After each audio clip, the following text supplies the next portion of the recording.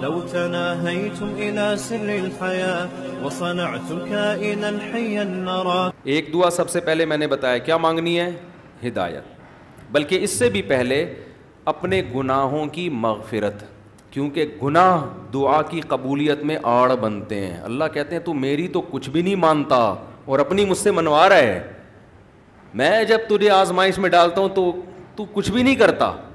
تو پہلے اللہ سے معذرت کر رہے ہیں، معافی مانگے. جو میرے گناہ ہو چکے معافی چاہتا ہوں، میں اقرار کرتا ہوں میں غلط ہوں، تو میرے گناہوں کو کیا کر دے؟ معاف. یہ بار بار مانگے اللہ سے. یہی ہے انک عفو تحب العفو فاعف عنا. اور دل میں نیت کریں اللہ میں تجھ سے وعدہ کرتا ہوں آئندہ میں گناہ نہیں کروں گا. شیطان ایسے موقع پہ کہے گا حبے تو کر لے گا، تو کیوں جھوٹے وعدے کر رہا ہے؟ تو شیطان کو بولیں تو اور میں جانوں اللہ جانے تجھے کباب میں ہڈی بن کے تجھے کیا تکلیف ہو رہی ہے. یہ شیطان نا ایسے موقع پہ یہ کرواتا ہے تاکہ منہ سے بات بھی اچھی نہ نکالو آپ. شیطان آئے گا اور کہے گا کہ بھائی تو دعائیں مانگ رہا ہے کہ تو میں دوبارہ نہیں کروں گا، تو نے کرنا تو ہے یہ کام دوبارہ، کیوں اپنے آپ کو دھوکہ دے رہا ہے؟ تو آپ شیطان سے کیا بولو بھائی میرا معاملہ اللہ کا معاملہ، تیرے کو بیچ میں تکلیف کیا ہو رہی ہے؟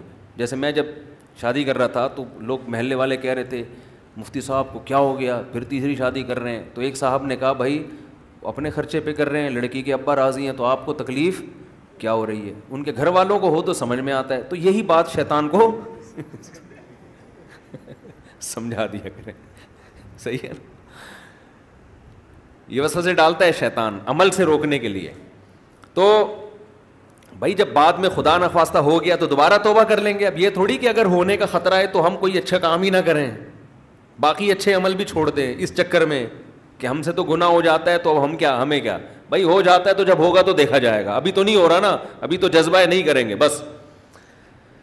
تو پہلے کیا کرنا ہے؟ گناہوں سے توبہ. اس کے بعد ہدایت کی دعا. سب سے بڑی ضرورت کیا ہے؟ سیدھے راستے پر چلنے کی توفیق. اس میں اپنے لیے، بیوی بچوں کے لیے، اپنے والدین اور بہن بھائی اور ان کی ازواج اور اولاد، یہ پورا بڑے بڑے رشتے کور ہو گئے اس میں، ٹھیک ہے نا.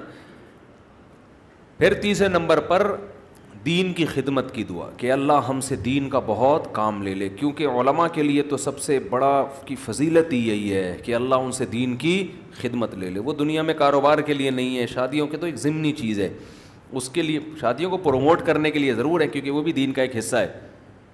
تبھی ہمارے حضرت مفتی رشید احمد صاحب کہتے تھے علماء کو خود شادیاں نہ کرو، لوگوں کو ترغیب دو. تو لوگ کہتے تھے حضرت جب ترغیب کیسے دیں جب خود نہیں کرے گا؟ خود کرو گے تو دین کے کام کے قابل نہیں رہو گے. اتنے جھگڑے ہوں گے نا کہ بس اسی کام کے رہ جاؤ گے اور کسی کام کے نہیں رہو گے. تو البتہ یہ سنت ہے ضروری تو لوگوں کو ترغیب دو، لیکن وہی بات ہے کہ ایسے ترغیب دیں لوگ کہیں گے خود کر نہیں رہا. تو اے اللہ دین کا کام مجھ سے بہت زیادہ لے لے. تاجر ہے وہ بھی دعا کر سکتے دین کا کام لے لے، اللہ اس کے مال سے مدارس بنوا دے، مسجدیں بنوا دے، یتیم خانے کھلوا دے، تو کتنی بڑی بات ہے. چوتھی دعا عافیت کی. یہ نہ مانگا کرے اللہ مجھے مال و دولت دے دے، اے اللہ میری تنخواہ 2 کروڑ کروا دے. اس طرح کی دعائیں یہ جزیات ہیں، ہدف کو فوکس کرنا چاہیے. اللہم انی اسألک العفو والعافیہ، معافی چاہتا ہوں، عافیت والی زندگی، ٹینشنوں سے پاک زندگی چاہیے. اب وہ اللہ کی مرضی ہے پیسہ دے کے ٹینشن سے پاک کر دے یا بغیر پیسے کے آپ کو ٹینشن فری بنا دے. عافیت چاہیے مجھے. فی الدین والدنیا والآخرہ، دین میں بھی عافیت، میرا دین بھی مصیبتوں سے محفوظ رہے، میری دنیا بھی اور آخرت بھی. وفی اہلی و مالی، میرے گھر بار بھی پریشانیوں سے محفوظ رہیں، بیوی بچے بھی. و مالی، اور میرا مال بھی مصیبتوں سے محفوظ رہے. مالوں پہ ہلاکتیں آ جاتی ہیں، فیکٹریوں کو آگ لگ جاتی ہے. تو یہ بڑی جامع دعا ہے، سمجھتے ہو. اس کے بعد ایک دعا اللہ سے اور مانگ لو. شادی شدہ آدمی کے لیے گھر ایک بڑی ٹینشن ہوتا ہے نا. وہ کہہ سکتا ہے کہ میں اللہ سے مصیبت سے پناہ مانگ رہا ہوں، تو مصیبتیں تو میں نے گھر میں خود پالی ہوئی ہیں. شادی شدہ لوگ، بعض لوگوں کی یہ رائے ہوتی ہے، تو یوں دعا مانگو ربنا ہب لنا من ازواجنا وذریاتنا قرۃ اعین، اے اللہ ہمیں ہماری ازواج یعنی بیویوں اور اولاد کی طرف سے آنکھوں کی ٹھنڈک. یہ دعا عورت بھی مانگ سکتی ہے کیونکہ زوج کا لفظ بیوی پر بھی اور شوہر پر بھی. آنکھوں کی ٹھنڈک دے, ان کو ہماری آنکھوں کی ٹھنڈک بنا دے. جب ہم گھر آئیں تو خوشی ہو میری وائف بیٹھی ہوئی ہے ماشاءاللہ, میرے بچے بیٹھے ہوئے ہیں, خوشی ہو. یہ نہ ہو کہ جب گھر آئے تو پتہ چلا بیگم میکے گئی ہوئی ہے تو خوشی سے پاگل ہو جائے آدمی, جیسے کہ آج کل ہو رہا ہے. آدمی کا دکھایا اس کی بیوی میکے جا رہی ہے تو وہ بڑا پریشان نہ کہ یار جا رہی ہے, کوئی افسوس ہوا, اور ادھر منہ کر کے خوشی سے ناچ رہا ہے. ٹھیک ہے نا, تو یہ کنڈیشن نہ ہو. اے اللہ ہمارے گھر والوں کو اور اولاد کو ہمارے لیے آنکھوں کی ٹھنڈک. آنکھوں کی ٹھنڈک کا یہاں مطلب یہ ہے کہ ان کو نیک بنا دے. ان کو کیا بنا دے؟ نیک شریف شرفا, نماز روزے میں لگے ہوئے ہوں, گھر جاؤ تلاوت کا ماحول ہو, دعاؤں میں لگے ہوئے ہوں, تلاوت کر رہے ہوں. تو جس کی فطرت صحیح ہو اسے یہ عمل دیکھ کر اس کی آنکھیں کیا ہو جاتی ہیں؟ ٹھنڈی. اور اگر آپ گھر میں گئے, بیگم صاحبہ ڈرامہ دیکھ رہی ہیں, سین چل رہا ہے بڑا ٹائٹ قسم کا نا, اور بچے بھی پب جی پہ لگے ہوئے ہیں, فلمیں دیکھ رہے ہیں, میوزک سن رہے ہیں, خدا کی قسم اس سے آپ کی آنکھیں ٹھنڈی نہیں ہوں گی. میں لوگوں سے کہتا ہوں اپنی بچی کو اسکارف پہناؤ, پراپر ڈریس پہناؤ, پھر دیکھو کتنی پیاری لگے گی آپ کو. اور آپ اس اسکارف جو ہے نا اور اسکرٹ پہنا دو, سلیو لیس کپڑے پہنا دو, آپ کو وہ آنکھوں کی ٹھنڈک نہیں لگے گی. گھر کا ماحول دینی ہو, طہارت کا, نماز کا, تلاوت کا, معمولات کا. تبلیغ والے کروا دیتے ہیں, اپنی عورتوں کو تبلیغ میں وقت لگواؤ گے تو گھر میں یہ معمولات شروع ہو جائیں گے. تبلیغ میں بڑی جان ہے. بڑے بڑے لوگوں کو میں نے دیکھا ہے, بیگم کنٹرول میں تھی, تبلیغ میں لے گئے, صحیح ہو گئی, وہ گھر کا ماحول بن گیا. اور گھر کا ماحول عورت سے بنتا ہے, آدمی سے نہیں بنتا. تو آنکھوں کی ٹھنڈک بنا دے. وَجْعَلْنَا لِلْمُتَّقِينَ إِمَامًا, یہ اسی کی تفسیر ہے. اور ہمیں پرہیزگاروں کا امام بنا. یہ مطلب نہیں کہ اگلے الیکشن میں ہم جیت جائیں. پرہیزگاروں کا امام کا مطلب امام تو ہم ہیں ہی, ہمارے ماتحتوں کو پرہیزگار کر دے, اچھے لوگوں کے سربراہ ہوں ہم. تو بیوی بچے آپ کے ماتحت ہوتے ہیں نا, تو ہمیں ان کو کیا بنا دے؟ تو پرہیزگار بنا دے. تو یہ دعا بھی بہت امپورٹنٹ ہے. اللہ نے نیک لوگوں کی صفات میں یہ دعا بھی بیان کی ہے کہ وہ ہم سے یوں دعا مانگتے ہیں.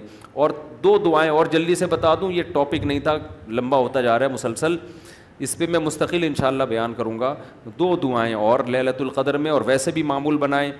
ایک دعا یہ کہ جہنم کی آگ سے خلاصی, بار بار قرآن یہ بیان کرتا ہے, جنت کی طلب اور جہنم کی آگ سے خلاصی. قرآن بار بار کہتے ہیں ہمارے نیک بندوں کے دل میں جنت کی اتنی لالچ ہے کہ راتوں کو اٹھ اٹھ کے اللہ کو پکارتے ہیں کہ اللہ ہمیں اس جنت کا وارث بنا دے, محروم نہ کرنا اس جنت سے. جن کا آخرت پر ایمان نہیں ہے نا, انہوں نے جنت کو دوسرے درجے پہ رکھا ہوا ہے. میں بھی ہو سکتا ہے جنت ہو, مل جائے تو ٹھیک ہے, اس طرح سے مانگ رہے ہوتے ہیں. آپ مجھے بتاؤ دنیا میں آپ کو کوئی ایسا پیکج دیا جائے کہ یہ کر لو تو تمہیں پھر اس کے بدلے میں یہ ملے گا, اس میں 1000 گز کا بنگلہ ملے گا, اور ایسا بنگلہ ہوگا, کروڑوں روپے کا بنگلہ ہوگا, اس میں پھر تمہاری بڑی اچھی شادی ہو جائے گی, بہت خوبصورت بیوی ملے گی تمہیں, اور اس میں تمہاری خوراک ایسی ہوگی, تمہاری جوانی 100 سال تک رہے گی, ہیں بھائی, اور تمہیں جناب کروڑوں کروڑوں روپے کی گاڑیاں ملیں گی. یعنی جنت کے 10ویں حصے کی بات اگر ہم سے کی جائے دنیا میں, تو میرا خیال ہے سارا دن اس کی تلاش اور طلب کے علاوہ ہمارا کوئی کام نہیں ہوگا. کیونکہ یقین ہے نا, اس دنیا کو دیکھا ہوا ہے, آخرت کو دیکھا نہیں ہے. تو اللہ تعالیٰ کہتے ہیں کہ ہمارے نیک بندے راتوں کو اٹھ کے اللہ سے کیا مانگتے ہیں؟ جنت. کہ اللہ ربنا وآتنا ما وعدتنا علی رسولک, اے اللہ تو نے پیغمبروں کی زبان سے جس جنت کا ہم سے وعدہ کیا ہے وہ اس وعدے سے ہمیں محروم نہ کرنا, وہ دینا ہمیں جنت, ہم محتاج ہیں اس کے. وہ بڑی دل نشیں جنت ہے, ایسا نہ ہو کہ نیک لوگ اس میں جا رہے ہوں اور ہمیں اس سے روک دیا جائے. اس وقت یہ منظر قہر بن کے گرے گا آپ کے اوپر, یہ بہت بڑی ٹینشن ہوگی. اور جہنم کی آگ سے پناہ, ربنا صرف عنا عذاب جہنم, جہنم کی آگ کو ہم سے دور کر دے. تو یہ چند دعائیں ہیں جو مانگا کریں پابندی کے ساتھ. سمجھتے ہو کہ نہیں سمجھتے؟ اور ایک آخری دعا، اگر آپ کے والدین دنیا سے جا چکے ہیں یا آباء و اجداد کوئی بھی جا چکے ہیں، ان کی مغفرت کی دعا، ان کو بھولنا، جن میں والدین تو بہرحال وہ تو زندگی بھر نہیں بھولنا ان کو. جب مغفرت کی دعا تو سب سے پہلے اپنے والدین کے لیے الگ الگ مانگا کرو، باپ کے لیے الگ اور ماں کے لیے الگ، ہول سیل کے حساب سے نہ مانگا کرو. بعض لوگ ہول سے، یا اللہ جتنے بھی مرحومین دنیا سے جا چکے ہیں سب کی مغفرت فرما دے، تو مرحومین میں ابا بھی آ گئے، اماں بھی آ گئے، نانی بھی آ گئی، دادی بھی، سب ہول سے. دعاؤں میں ہول سیل نہیں چلتا، نام لے لے کے اس میں زیادہ خشوع و خضوع پیدا ہوتا ہے. سمجھتے ہو؟ اب ظاہر ہے سارے مرحومین کا تو نام لے نہیں سکتا نا، تو خود ہی مرحومین میں داخل ہو جائے گا تھوڑی دیر میں. تو چند اسپیسیفک مرحومین کا نام لے کے پھر ہول سیل کے حساب سے کہ جتنے دنیا سے مسلمان جا چکے ہیں اللہ مغفرت کرے. تو یہ کام ضرور کرنا چاہیے لیلۃ القدر میں. ہوا و حرص والا دل بدل دے، میرا غفلت میں ڈوبا دل بدل دے.